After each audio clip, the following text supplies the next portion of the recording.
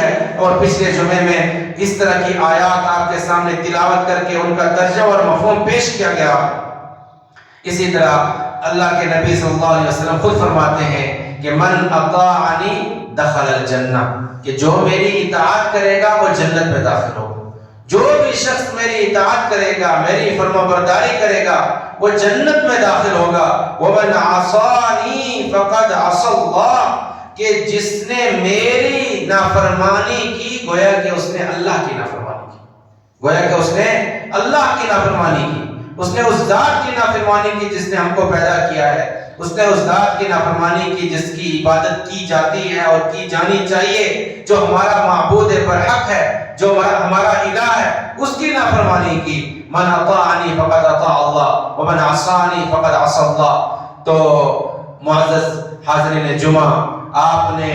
یہ تمام دلائل قرآن و حدیث کے سنے جس میں اللہ کے نبی صلی اللہ علیہ وسلم کی اطاعت ہر حال میں کرنی ہے۔ کوئی ایسا کام نہ کریں کہ جس سے اللہ کے نبی صلی اللہ علیہ وسلم کو جب قیامت کے دن پتہ چلے تو آپ کو تکلیف ہو، آپ کو حوض کوثر سے واپس پلٹنا پڑے، آپ کو اس دن پانی نصیب نہ ہو، کیونکہ اس دن اللہ کے نبی صلی اللہ علیہ وسلم فرمائیں گے جب دیکھیں گے کہ امت کے کچھ لوگ آ رہے ہیں اور اللہ کے نبی صلی اللہ علیہ وسلم ان کو پہچانتے ہیں، کیونکہ اپنی امت کو چاہے وہ نافرمان ہوں یا بدعتی ہوں یا یہ کہ پکے سچے مسلمان ہوں، سب کو اللہ کے نبی صلی اللہ علیہ وسلم پہچان جائیں گے۔ آپ کہیں گے کہ امتی امتی، یہ میری امت ہے، ان کو آنے دو، ان کو میں حوض کوثر کا پانی پلاتا ہوں، کیونکہ وہ پانی پینے کے بعد کوئی بھی پیاسا نہیں ہوگا، یہاں تک کہ جنت میں جانے کے بعد بھی اس کو پیاس نہیں لگے گی۔ خود حدیث میں آتا ہے کہ جو اس کو ایک مرتبہ پی لے گا حوض کوثر کا پانی، اس کو اس کے بعد کبھی پیاس نہیں لگے گی، اور جب تک حوض کوثر کا پانی نہیں پیے گا، پیاس کی شدت سے تمام لوگ نڈھال ہوں گے، پریشان ہوں گے، سورج بالکل سر کے اوپر ہوگا، گرمی اور پسینے سے اپنے اپنے گناہوں کے حساب سے سب لوگ پسینے میں ڈوبے ہوئے ہوں گے۔ اس دن اللہ کے سائے کے علاوہ کوئی سایہ نہیں ہوگا، بلکہ اللہ تعالیٰ نے، اللہ کے نبی صلی اللہ علیہ وسلم نے فرمایا 7 قسم کے لوگ اس دن اللہ کے سائے میں ہوں گے، اور ایک دوسری روایت میں ہے کہ اللہ کے عرش کے سائے میں ہوں گے۔ سبعۃ یظلھم اللہ فی ظلہ یوم لا ظل الا ظلہ، 7 قسم کے لوگوں کو اللہ تعالیٰ قیامت کے دن اپنا سایہ نصیب فرمائے گا، جس دن کوئی سایہ نہیں ہوگا، اور اس دن یہ سب لوگ پریشان ہوں گے پیاس کی شدت کی وجہ سے۔ اس وقت کچھ لوگ ایسے ہوں گے جو آ رہے ہوں گے پانی پینے کے لیے، اور اللہ کے نبی صلی اللہ علیہ وسلم اپنے مبارک ہاتھ سے پانی پلا رہے ہوں گے، اور اہل ایمان کے لیے، اللہ کے رسول صلی اللہ علیہ وسلم کے امتیوں کے لیے، محمد صلی اللہ علیہ وسلم کی اتباع کرنے والوں کے لیے وہ لمحات کتنا زیادہ قابل فخر اور خوشی کا ہوگا کہ ہم اپنے نبی صلی اللہ علیہ وسلم کے مبارک ہاتھوں سے پانی پئیں گے حوض کوثر کا، اور اس پانی کے بعد کبھی پیاس نہیں لگے گی۔ کیوں نہیں پیاس لگے گی؟ جنت میں بھی تو پانی ہوں گے، جنت میں بھی تو نہریں ہوں گی۔ تو علماء فرماتے ہیں کہ جنت میں چاہے وہ شہد کی نہر ہو، پانی کی ہو، دودھ کی ہو یا شراب کی ہو، وہاں پانی جنتی پئیں گے، لیکن وہ صرف مزے کے لیے پئیں گے۔ پیاس تو ان کی وہیں بجھ گئی، حوض کوثر پر پیاس وہیں ختم ہو گئی، اس کے بعد کوئی پیاس نہیں۔ جنت میں صرف مزے کے لیے، عیش کے لیے۔ اور میں نے ایک کلپ سنی تھی، اس میں ایک عالم صاحب فرما رہے تھے کہ اس کا مطلب جنت میں عیاشی ہوگی، خود اللہ تعالیٰ فرماتا ہے، تو اس میں کون سے اعتراض کی بات ہے؟ اللہ اپنے مومن بندوں کو جو دنیا میں انہوں نے اللہ کی اطاعت اور توحید کے لیے تکلیفیں اٹھائیں، اس کے بدلے میں ضرور ایک ایسی زندگی دے گا جو عیش و آرام کی ہوگی۔ فیہا عیشۃ راضیہ، خود قرآن مجید میں ہے، اس میں پسندیدہ عیش و آرام والی زندگی ہوگی۔ تو اس میں کون سے جو ہے شک اور کون سے جو ہے حرج کی بات ہے؟ تو کہنے کا مطلب یہ ہے کہ جب وہ لوگ پانی پینے آئیں گے تو فرشتے ان کو بھگائیں گے، فرشتے ان کو بھگائیں گے۔ اللہ کے نبی صلی اللہ علیہ وسلم فرمائیں گے امتی امتی، میری امت ہے۔ اللہ کے نبی صلی اللہ علیہ وسلم کو فرشتے کہیں گے انک لا تدری ما احدثوا بعدک، اور جہاں تک میری آواز پہنچ رہی ہے آپ حاضرین جمعہ اور سب لوگ اس جملے پر غور کریں۔ پیارے نبی صلی اللہ علیہ وسلم فرماتے ہیں انک لا تدری ما احدثوا بعدک، آپ کو نہیں معلوم کہ انہوں نے آپ کے بعد دنیا سے جانے کے بعد انہوں نے کیا کیا نئی چیزیں ایجاد کی، دین میں کیا کیا نئی چیزیں ایجاد کی. تو ہمیں اپنی زندگی کو پیارے نبی صلی اللہ علیہ وسلم کی زندگی کے حساب سے ڈھالنا ہے. اگر ایسا نہ ہو کہ ہم جانے انجانے میں یا ہم بغیر تحقیق کے یا ہم جو ہے اپنی سستی کاہلی کی وجہ سے ہم ایسی چیزوں میں پڑ جائیں، ایسے لوگوں کے پیچھے چلیں جن کا کام دین کو بگاڑنا ہے، جن کا کام دین میں نئی بدعات کو ایجاد کرنا ہے، جن کا کام سال میں ایک مرتبہ نبی صلی اللہ علیہ وسلم سے محبت کا اظہار کرنا ہے. ہم تو وہ لوگ ہیں جو ایک مرتبہ نہیں، ایک ایک لمحہ ہم اللہ کے نبی صلی اللہ علیہ وسلم کی اطاعت میں گزارنا چاہتے ہیں، آپ کی پیروی میں گزارنا چاہتے ہیں. اور فرمائیں گے، فرشتے کہیں گے انک لا تدری ما احدثوا بعدک، آپ نہیں جانتے کہ انہوں نے آپ کے بعد دین میں کیا کیا نئی چیزیں، نئی بدعات ایجاد کی ہیں. اور اس کے بعد کیا فرمائیں گے پیارے نبی صلی اللہ علیہ وسلم؟ کتنا خطرناک لمحہ ہوگا. سب سے رحیم جس شخصیت کو اللہ نے کہا کہ رؤوف الرحیم، کہ وہ رؤوف ہے، انہیں رؤوف کہتے ہیں وہ جو رحیم، انہیں بہت ہی زیادہ پیار محبت کرنے والا، رحم و کرم الفت کرنے والا ایسا نبی ہے، رحیم ہے، نہایت ہی مہربان. اب اس وقت وہ شخص بھی غصہ ہو جائے گا. اللہ تعالی ہم کو اس برے لمحے سے بچائے، اللہ تعالی ہم کو اپنا اور اپنے رسول کا پیروکار بنائے، صحیح معنوں میں موحد بنائے، اللہ تعالیٰ کی عبادت کرنے والا بنائے، آپ کی تو اللہ تعالیٰ کی توحید کا جو ہے وہ پالن کرنے والا بنائے. تو نبی صلی اللہ علیہ وسلم کیا فرمائیں گے؟ اللہ اس لمحے سے ہم سب کو بچائے. فرمائیں گے سحقا سحقا لمن غیر بعدی، دوری ہو، بربادی ہو ایسے لوگوں کے لیے جنہوں نے میرے بعد دین میں نئی چیز ایجاد کی. کیا کریں گے اس وقت؟ کیا جواب دیں گے؟ کیا لمحہ ہوگا؟ اور اس وقت جس کی پیاس نہیں بجھے گی وہ ہمیشہ پیاسا رہے گا، اس کی پیاس جہنم میں بھی نہیں بجھے گی. اس وقت وہ پانی مانگیں گے، ان کو جو ہے وہ جو ہے پیپ اور گرم پانی دیا جائے گا، اور اتنا خطرناک جب وہ پیئیں گے تو ان کی پیاس نہیں بجھے گی، ان کی پیاس نہیں بجھے گی. وہ ایسے بیمار اونٹ کی طرح پانی پیے جائیں گے، تکلیف بھی ہوگی. جس بیمار اونٹ کو ایک بیماری لگتی ہے اونٹ کو، اس کی وجہ سے اس کی پیاس نہیں بجھتی. سورہ واقعہ میں اس کا تذکرہ ہے، سورہ واقعہ میں اس کا اللہ تعالیٰ تذکرہ کرتا ہے کہ ان کی کیفیت یہ ہوگی کہ وہ ہیم کہتے ہیں ایسے اونٹ کو جو بیمار ہوتا ہے، شرب الہیم، اس کی طرح وہ پانی پیتے جائیں گے، اور ان کی گرمی اور پیپ اور گندا پانی جہنم میں ان کو پیش کیا جائے گا، اور وہ تکلیف کے باوجود وہ پیتے جائیں گے، ان کی پیاس کبھی نہیں بجھے گی. اعاذنا اللہ من ذالک. اللہ تعالی ہم کو اس ہولناک اور دردناک اور برے لمحے سے نجات دے، اور اللہ تعالیٰ اپنے اطاعت شعار اور نبی صلی اللہ علیہ وسلم کے پیروکاروں میں بنائے، آپ کی سے صحیح معنی میں محبت کرنے والا بنائے کہ ان المحب لمن یحب مطیع، کہ جو محبت کرنے والا ہے وہ اس شخص سے جس سے وہ محبت کر رہا ہے اس کا اطاعت اور اطاعت والا ہوتا ہے، اس کا پیروکار ہوتا ہے، اس کی اطاعت کرتا ہے.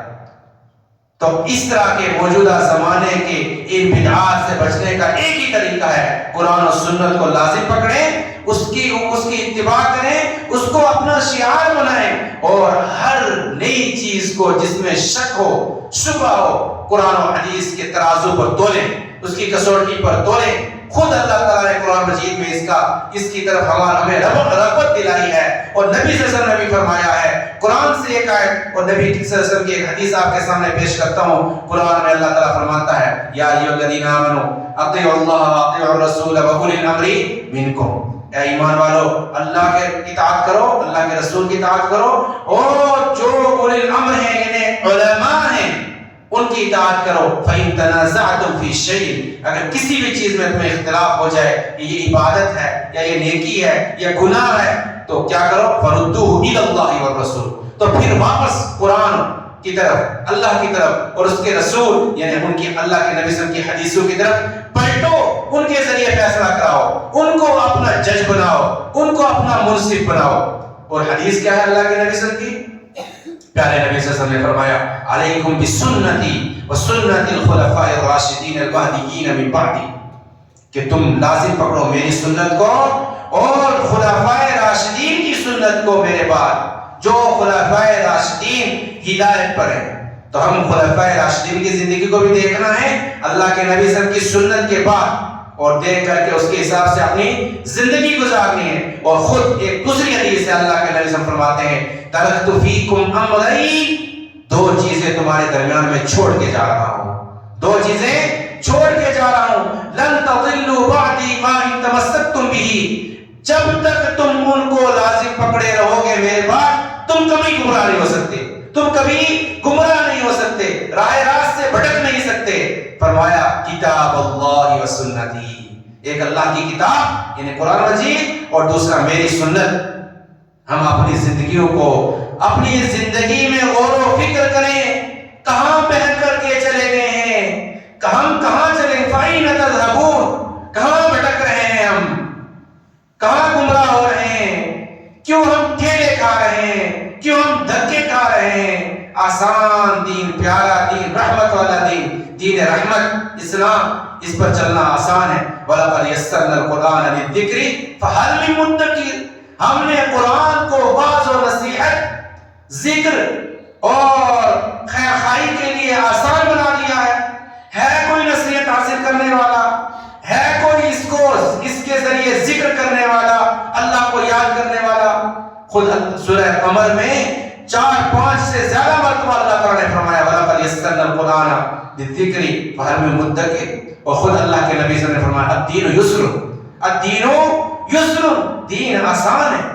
دین آسان ہے، دین میں کوئی مشکل نہیں ہے۔ اگر مشکلیں پیدا کرنے والے ہیں ہم، چاہے شادی بیاہ کے نام پر لمبا بڑی بڑی مقدار میں جہیز لینے کا معاملہ ہو، یا بڑے بڑے مہر رکھنے والا ہو، یا خوب زیادہ فرنیچر دینے والا ہو، شادی بیاہ کو مشکل بنانے کا معاملہ ہو، یا یہ کہ نبی صلی اللہ علیہ وسلم کی اطاعت کے تعلق سے کوئی بات ہو، یا اسی طرح موت اور وفات کے وقت جو رسوم اور بدعات، جو اس طرح کی چیزیں ایجاد کی ہیں مسلمانوں نے، وہ ہوں جس کی وجہ سے غریب آدمی بھی پریشان ہو جاتا ہے اگر اس کے گھر میں موت ہوتی ہے، اس کو تکلیف شاید اتنی نہ ہو جتنا اس کا چہیتا، اس کا بیٹا یا باپ مرا ہو، جتنی تکلیف اس کو اس بات سے ہوتی ہے کہ جو اس کے اوپر ایک ایکسٹرا نیاز، نظر و نیاز، اور دوسروں کو کھانا کھلانے اور بیچا جو دوسرے رسومات کی وجہ سے جو اس کے اوپر ظلم اور زیادتی ہوتی ہے، اور اس کا مجرم وہ خود ہے، کیونکہ وہ اتنی ہمت نہیں کر پاتا کہ وہ اللہ کے نبی صلی اللہ علیہ وسلم کی سنت پر عمل کرے اور آپ کی سنت پر عمل پیرا ہو اور آپ کو اپنا آئیڈیل اور نمونہ بنائے۔ لقد كان لكم في رسول الله أسوة حسنة لمن كان يرجو الله واليوم الآخر وذكر الله كثيرا، کہ تمہارے لیے نبی صلی اللہ علیہ وسلم کی جو زندگی ہے اس میں بہترین آئیڈیا اور نمونہ ہے، اس کے اوپر آپ چل سکتے ہو، وہ آئیڈیل ہے، وہ بہترین نمونہ ہے، اس کے اوپر آپ چلو۔ اور کس کے لیے ہے اللہ کے نبی صلی اللہ علیہ وسلم کی زندگی آئیڈیل اور نمونہ؟ لمن كان يرجو الله واليوم الآخر، جو اللہ اور آخرت پر کی امید رکھتا ہے، اور جس کو آخرت پہ یقین نہیں ہے یا اللہ پر یقین نہیں رکھتا، وہ مختلف قسم کے دھاگوں پر، کڑوں پر، تعویذ گنڈوں پر یا پیروں اور اس طرح کی چیزوں پر اگر اس کا یقین ہے تو اللہ اس کو اسی کے حوالے کر دیتا ہے، اللہ اس کو اسی کے حوالے کر دیتا ہے۔ اگر اللہ پر یقین ہے اور یوم آخرت پر یقین ہے، اس بات پر یقین ہے کہ اللہ اس دن حساب لے گا، اس دن اعمال تولے جائیں گے، اس دن اللہ تعالیٰ نیکوں کو اور بدوں کو الگ الگ کر دے گا، بروں کو الگ کر دے گا، اس دن منافقوں کو اور مومنوں کو الگ کر دے گا، اس دن اہل توحید اور اہل شرک الگ الگ ہو جائیں گے، اس دن کسی کے ترازو اس دن کسی کا ترازو بھاری ہوگا اور کسی کا جو ہے وہ بالکل ہلکا ہوگا اس کے نیکیوں اور گناہوں کے اعتبار سے، اور اس دن اللہ تعالیٰ کسی کو جو ہے سامنے سے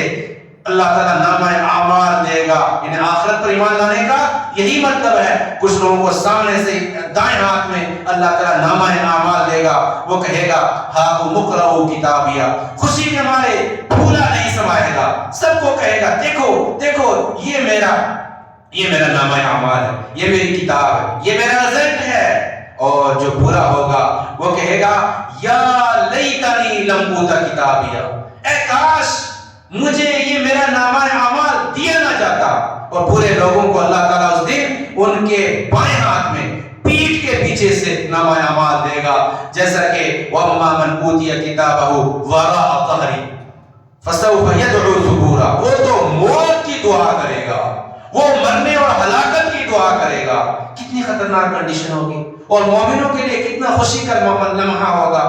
پھر ہم اللہ کے نبی صلی اللہ علیہ وسلم کی اطاعت کو چھوڑ کر کے، آسان راستوں کو چھوڑ کر کے کیوں بھٹکے جا رہے ہیں، کیوں دھکے کھا رہے ہیں اور ٹھیلے کھا رہے ہیں اور پریشان ہو رہے ہیں؟ کتنا آسان دین ہے یہ۔ اور صحابہ وقت ختم ہو گیا، ورنہ صحابہ کرام کی زندگی سے انشاءاللہ اگلے جمعے میں یہ بیان کرنے کی کوشش کی جائے گی کہ صحابہ کرام کتنی زیادہ اللہ کے نبی صلی اللہ علیہ وسلم کی اطاعت میں جو ہے وہ عمل پیرا ہونے میں جلدی کرتے تھے، اور کتنی زیادہ بجاوری پائی جاتی تھی آپ کے پاس۔ اس ایک صحابی جب دروازے سے داخل ہو رہے تھے اور اللہ کے نبی صلی اللہ علیہ وسلم اپنے خطبہ مبارک میں کوئی ایسا لفظ ارشاد فرمایا جس میں تھا اجلسو، بیٹھ جاؤ۔ صحابی حالانکہ ان کو نہیں کہا تھا، ابھی وہ صحابی جوتوں کی جگہ میں تھے، ابن مسعود رضی اللہ عنہ وہیں بیٹھ گئے۔ اور اللہ کے نبی نے بعد میں پوچھا کیا ہوا، کیوں بیٹھ گئے؟ کہا آپ نے کہا تھا نا اجلسو، اس لیے بیٹھ گیا۔ بعد میں جب اللہ کے نبی صلی اللہ علیہ وسلم نے دیکھا، کہا کہ تعال ابن مسعود، ابن مسعود آؤ، آگے آ جاؤ۔ اس طرح کے اور بھی صحابہ کرام ہیں، خود کئی صحابہ ایسے ہیں جن کو کوئی چیز ناپسند تھی، وہ اس کو نہیں کرنا چاہتے تھے، لیکن اللہ کے نبی صلی اللہ علیہ وسلم کی اطاعت کی وجہ سے، آپ کے حکم کی وجہ سے انہوں نے وہ کام کیا۔ عمر رضی اللہ عنہ بہت زیادہ سالم فرماتے ہیں، جو عمر رضی اللہ عنہ کے جو پوتے ہیں، ابن عمر کے بیٹے ہیں، وہ فرماتے ہیں کہ عمر رضی اللہ عنہ بہت زیادہ غیرت مند تھے، یعنی اپنی عورتوں پر غیرت کھاتے تھے کہ وہ بے پردہ نہ ہو، اس کو کوئی دوسرا آدمی پہچان نہ سکے، وہ بہت زیادہ جو حیا والی ہو اور اس کے اندر اطاعت پائی جاتی ہو۔ تو اس کو اللہ کے نبی صلی اللہ علیہ وسلم کا حکم تھا کہ لا تمنعوا اماء اللہ مساجد اللہ، کہ اللہ کی جو بندیاں ہیں ان کو جب وہ اجازت مانگے تم سے مسجد میں نماز پڑھنے کی تو ان کو مسجد میں جانے سے نہ روکو۔ تو ان کی بیوی تھی عاتکہ بنت زید رضی اللہ عنہ، عمر رضی اللہ عنہ کی ایک بیوی تھی، ان کا نام تھا عاتکہ بنت زید۔ وہ اجازت مانگی انہوں نے، تو عمر رضی اللہ عنہ دل میں ناپسند کرتے تھے کہ میری بیوی یا بیٹی یا کسی کو کوئی باہر کا آدمی دیکھے یا نظر پڑے یا وہ باہر کے راستے میں چلے، لیکن پھر بھی حضرت عمر رضی اللہ عنہ نے اللہ کے نبی صلی اللہ علیہ وسلم کے اس فرمان کی وجہ سے ان کو مسجد سے جانے سے نہیں روکا، وہ اجازت دیتی تھی۔ حضرت عمر رضی اللہ عنہ ناپسندیدگی کے باوجود ان کو اجازت دیتے تھے، ٹھیک ہے جاؤ مسجد میں جاؤ نماز پڑھو۔ اسی طرح جو ہے دوسرے صحابہ کرام کے واقعات ہیں جو انشاءاللہ اگر اللہ تعالیٰ نے زندگی رکھی اگلے جمعے میں پیش کیے جائیں گے، تو اپنی زندگی کو آسان بناؤ۔ بشرا ولا تنفرا، یسرا ولا تعسرا، اور اپنے بھائیوں کی زندگی کو بھی آسان بناؤ، اپنے گھر والوں کی زندگی کو بھی آسان بناؤ، اپنے آپ کو دین پر چلاؤ، اور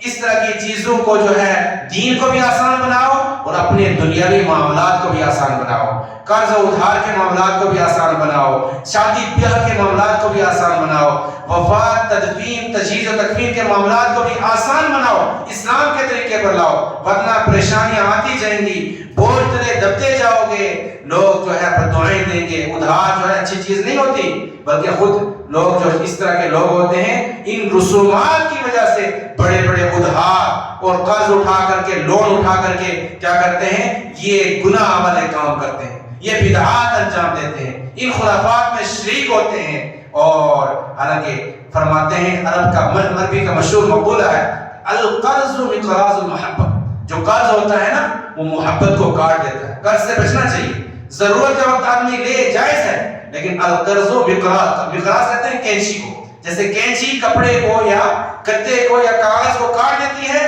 ایسے قرض بھی جو ہے محبت کو ختم کر دیتا ہے، آپس میں جو تال میل ہے وہ ختم کر دیتا ہے۔ تو مسلمان جو ہے اپنے آپ کو خود پریشان کر رہے ہیں، خود ذلیل و رسوا کر رہے ہیں۔